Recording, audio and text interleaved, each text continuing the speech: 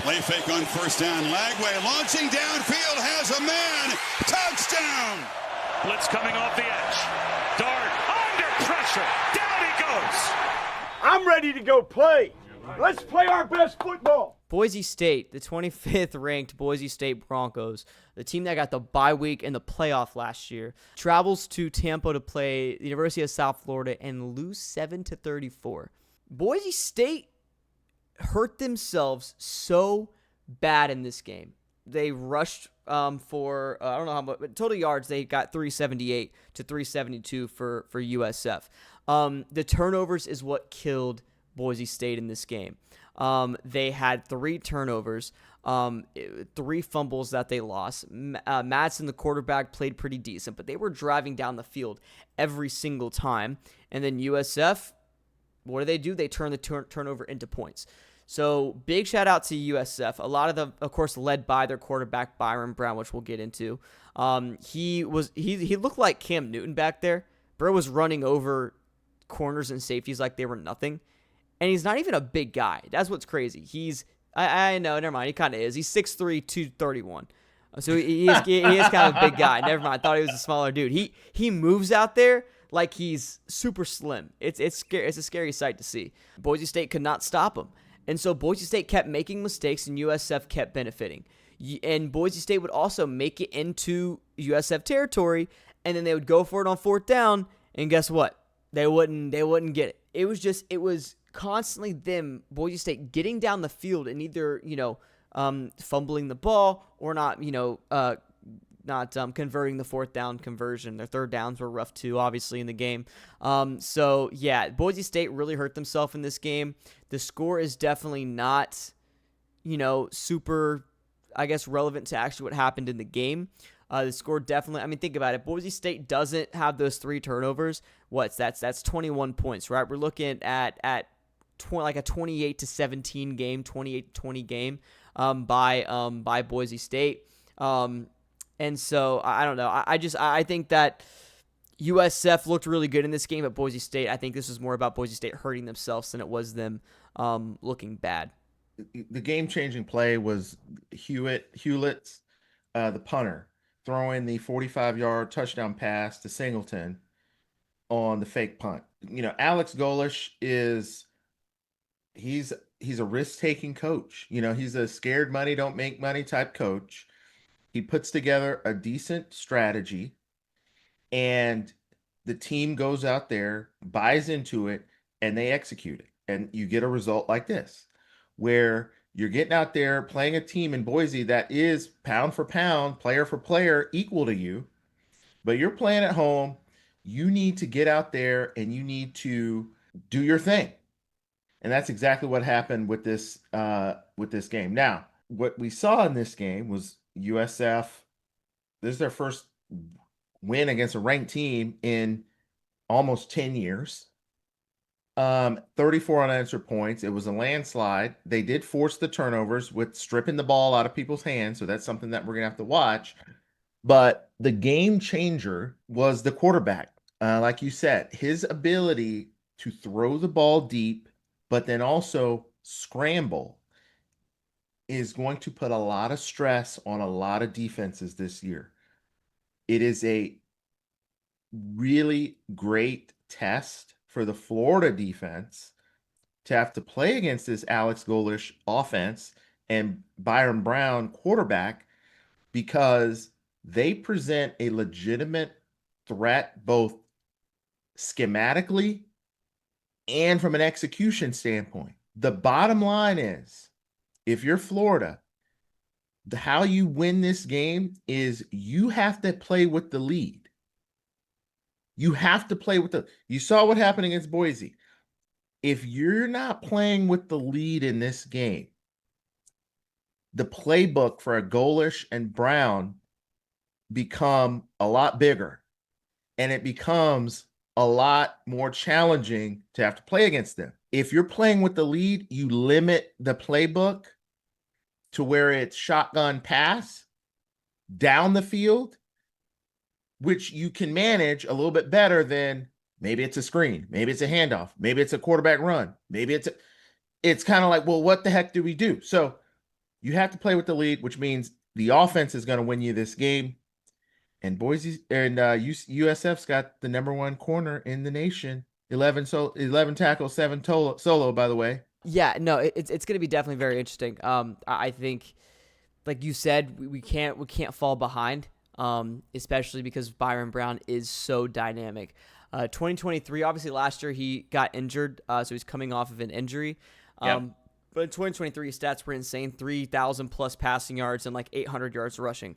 Bro was an absolute monster back there, and we could obviously see a little bit of that transitioning into this season. So a big part of this game against USF, and we'll get into everything in a second, is going to be about containing this quarterback on every level. And our DBs will get tested because they do like to throw the ball. Alex Golish, like you said, is aggressive down the field at times, and doesn't play around in that sense. So we're going to see a very physical USF team here.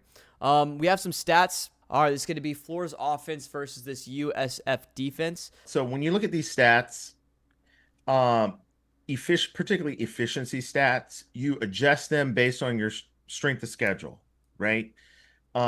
These are not adjusted. These are just the raw statistics. Over the course of the year, when UF starts playing these tougher teams, there becomes more what they call in research construct validity for all my researchers out there, meaning when you're looking at data, it actually is telling you what's happening. But anyway, USF's is more indicative because of the opponent that they play. The reality of this game, the battle is going to be the accuracy of DJ Lagway throwing the ball deep and the availability of all of the receivers. If you've got enough receivers to spread the ball around to cause confusion on USF in terms of who do we really isolate, that's something that you're going to need, because in this game against LIU, you just had Eugene Wilson, who you were throwing screen passes to, and that was the only thing you were doing, and LIU snuffed it out a few times. You're not going to be able to do that successfully against USF. You have to extend the ball down the field, which I think they were sandbagging a little bit, and maybe they will. Extend the ball down the field and then come back with Jaden Ball and power run. If the offense can keep the ball moving and score instead of kicking field goals, and hopefully Smack warms up and he's not out here missing 40-yard field goals, because he's not. People are kicking 55-yard field goals like it's nothing nowadays.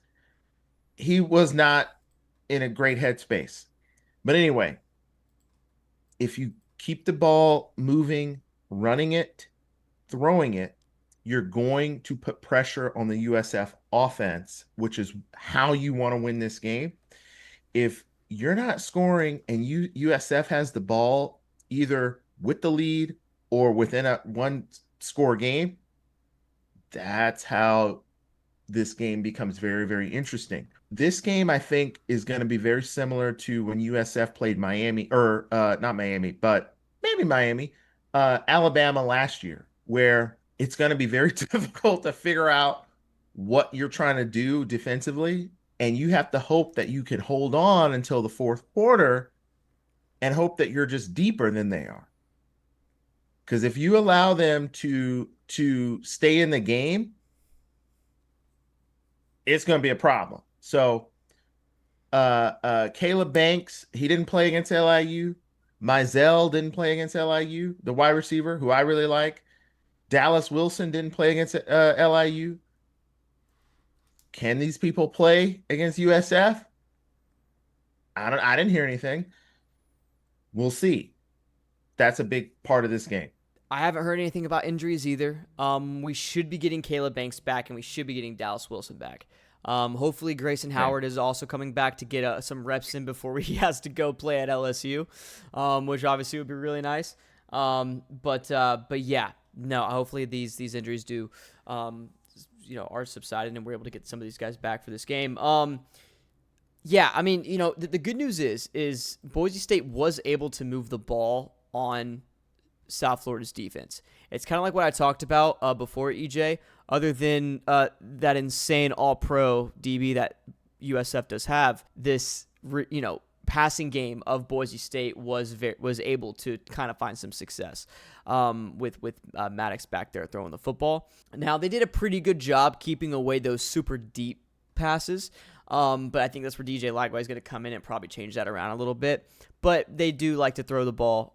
Boise State did, and did find some success doing that. Now, they also were able to run the ball a little bit. Boise State was. They did end up, though, only having 3.2 yards a carry.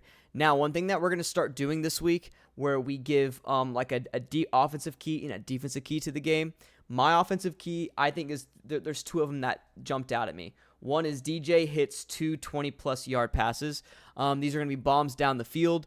And I expect those to kind of be big game-changing moments. Or also over 4.8 yards a carry from our running back in the backfield, our running backs that we have in the backfield. I think both those are really solid offensive keys.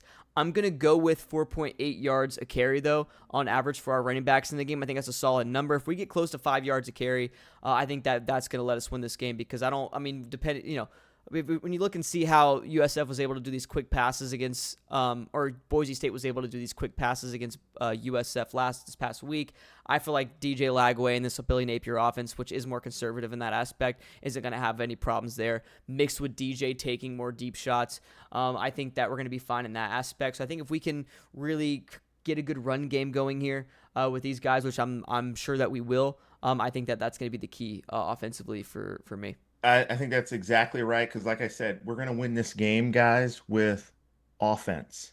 And what do I mean by that? If you score with your offense, you immediately put pressure on the other team's offense to have to match you. And that changes their game plan. When you can't score, their playbook is wide open when they get the ball back. And so you have to limit Alex Golish's playbook, which is very similar. You know what he used to coach at Tennessee. He had the offensive at Tennessee. It's the same attack, the same thing that you're going to play when you play Tennessee. It's actually not that complex of a playbook. It's just executed extremely well. There's a variation of 6 to 8 plays where the receivers are basically on the sideline, stretching the defense completely out, and forcing the defense to be able to tackle in space. And when you have Brown, who can break tackles, juke around, you're breaking people's ankles, it is going to be very difficult to play against that style if our offense is not scoring. Because you won't have to deal with that. You're going to force them to have to throw the ball, and you're going to force them to have to, have Brown to figure it out, which is going to put a lot of pressure on him. The stat that I'll give you is for me is +2 turnovers. USF had 0 turnovers in their first game. They were +3. We had 0 turnovers in our first game. So when you look at this, turnovers is how USF stays in this game and creates an opportunity to have a short field. And I think they're going to have issues driving it 75 yards every single time. But if DJ throws it over the middle, it gets deflected and it's intercepted and they're running it back, now it becomes, okay, now we have to worry a little bit. So I think the reality is we have to win the turnover battle. How do you win the turnover battle? You put pressure on their offense to have to do things that they're not comfortable with. And that creates opportunities, high-risk situations for us to get the ball in easy downs and run it down their throats with Ba. He is a great matchup against USF's defense, the defensive line for them. Give it to him and power run. This whole, let's alternate quarterbacks or running backs like musical chairs. Maybe that works in some of these other games, but in this game, I think you establish that power run. You force USF to have to come down to say, okay, this guy's running all over us. We need to devote more people to the line of scrimmage because the D-line is getting mauled. And then what happens? Exactly what you just said, Logan. Deep bomb right over the top. That's how you win this game. If you come out here, Well, let's screen pass every play. Let's throw to the sideline to Wilson. It's going to be an immediate tackle, and then it's 3rd and 11, and then it's a forced high-risk play that might get intercepted. Power run, deep bomb, 15 passes max in this game, and we should be able to win it. But we never know with Napier. We'll see what happens. Yeah, you can say that again. So here we go. We can talk about this Florida defense versus the USF offense. It's funny, EJ, you were talking about how the turnover battle is so important. That's my defensive key, is get 2 turnovers. I don't think the Gators are going to commit more than 1. I mean, knock on wood, you never know. Obviously, this is the game of football. You never know what's going to happen. Alabama just lost to FSU. But I do think that if we get 2 turnovers on the defensive side of the ball against this USF offense, I think the Gators are pretty solid there. I think you also disrupt Byron Brown, like you said, and this Alex Golesh offense and this momentum that it likes to run on, right? If you look at Byron Brown's past in that year in 2023 where he did play the entire season, he did throw 11 interceptions to 26 touchdowns. So he is susceptible to turning the ball over. Now, the secondary, like we were talking about, though, the only issue is we don't know anything about these guys, right? I mean, yeah, you have Cormani McLean, you have Devin Moore, you got these guys that are back there. And by the way, we should have our freshman corner coming back as well. I can't remember his name, but he's kind of a guy that's there for depth, so he should be coming back from an injury because he was out against LIU. So I think if this secondary is at least good, above average, I think they can at least get an interception on Byron Brown, because I think he's going to be maybe a late game situation where they're down by 2 scores in the 4th quarter, right, or in the 3rd quarter, whatever it is, and he's getting a little bit more aggressive because he feels that pressure. The Swamp's really loud. It's another sold-out game, just sold out yesterday. I can see him forcing a ball in a position where it doesn't need to be. And I think I could see us getting a turnover there. So, yeah, that's my big defensive key. But really, like Connor was saying, or no, sorry, like little Bacon Bit was saying, I love that name, you have to control Byron Brown. Tackle. The good news is the linebackers had a really, really good game against LIU. I know it was LIU, EJ, but like what I was talking about earlier, I was really, really happy with how they came down the field. If they can go in there, wrap up, Byron Brown, not let him maul through like he's prime Cam Newton in 2010 or whatever, I think that you're going to see a good performance by this Gator defense, and I think it's going to lead to a win for the Gators. 100%. Tackling, discipline, that's what wins games against Alex Golesh and Josh Heupel. You have to tackle their players in open space. If you allow them to shimmy shake you and get 5 or 6 yards, that's how you're going to be caught between your tail between your legs. Now, I actually really like our secondary starters. I think they're good enough to hold serve. Moore, Denson, Johnson are really good. Bryce Thornton, I thought he had a great game. Castell, physical, big, strong, fast. He had a great game. The thing that they're going to be needing to do is tackle Brown, and also don't get targeting. Now, when Brown gets down the field and he's a runner, targeting is a little bit less, but he's going to shimmy shake you and go to that sideline, and he's going to be dancing around on the sideline, and then don't hit him. Don't hit him, because you're going to hit him when he's out of bounds. They're going to get 15 yards. Let him go out of bounds. Then hit him when he's inbounds. Their offensive line is not as highly rated from a direct handoff standpoint as what typically an Alex Golesh or Josh Heupel team would like. Running up the middle is typically a game-changing death blow when you're playing this type of offense. Because if they can run it up the middle with the running back, you're in trouble. So the defensive line is going to have to get underneath those blocks and make contact with the running back in the backfield with the front 4. If you can't do that and they start running the ball up the middle, we're going to have problems all game. And that's why Brown was running around against Boise State, because Boise State did a decent job at stopping the point of attack runs up the middle, which forces the defense to condense. And then you're spread to the sidelines with your receivers. Nimrod, the Tennessee wide receiver that they had, he was catching everything. they're going to be on the sidelines, and if they can hit you up the middle, then you're going to have to say, well, let's go to the middle. And then they're going to hit you on the sideline. And then you're like, well, let's go out there. Then they're going to do that the whole game. And then, oh, Brian Brown's going to start running. It starts with stopping that run up the middle with your front four, putting pressure on Brown to make those decisions, run or throw, and not giving him enough time to have guys like Nimrod. And there's another guy, I think Singleton and Nimrod. If you give them time to run down there and get open, because you can't stop the run up the middle, now you're going to have problems. So stop that run up the middle, and I think you have a good chance to slow them down.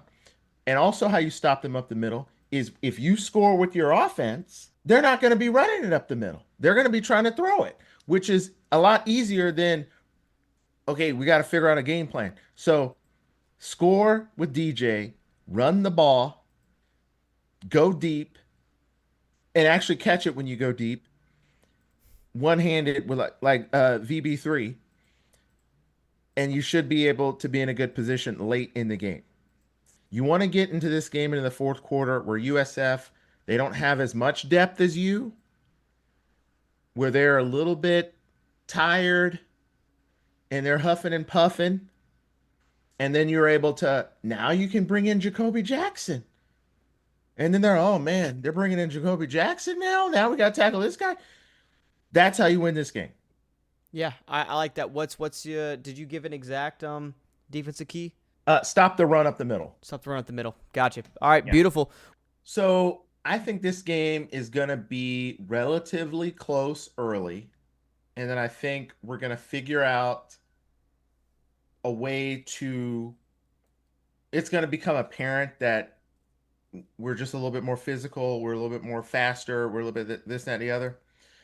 I'm going to go 34-17 UF in the game. I think I don't think we're going to cover it. They're saying we're supposed to win by 18. But I'm going to go 34-17. I actually think it'll be closer, but fourth quarter will, score 10 points and then it'll be over. There you go. I have 31-17 because I think Trace Mack's going to miss a field goal. No. That's what Connor just said. He's like, Trace Mack needs to lock in, bro. I agree. I have 31-17, though, so I think we're on the same wavelength here, EJ. I think the Gators are going to definitely score pretty well, I think, consistently throughout the game, but I think USF's going to scare us a little bit early. I think it's going to take some time to contain Byron Brown, because I think he's going to be a loose cannon there at the beginning of this game, and Gator fans are going to go, oh, shit, not this again. So we'll see what happens, but I do think the Gators are going to win 31-17. It's going to be a fun game. I don't think that, like you said, we win by 18 or whatever the spread is. I think that's kind of ridiculous, 20, whatever they're going for. But I do think a 31-17 is going to be a good score for the Gators. I think we do get a win, not the prettiest thing in the world, but hopefully this leads into the absolute gauntlet that we have, and our boys can lock in, because I know we're going to be trying to keep, some play calls for those games for sure. Yeah. So there you go, 34-17, 31-17. That's our prediction.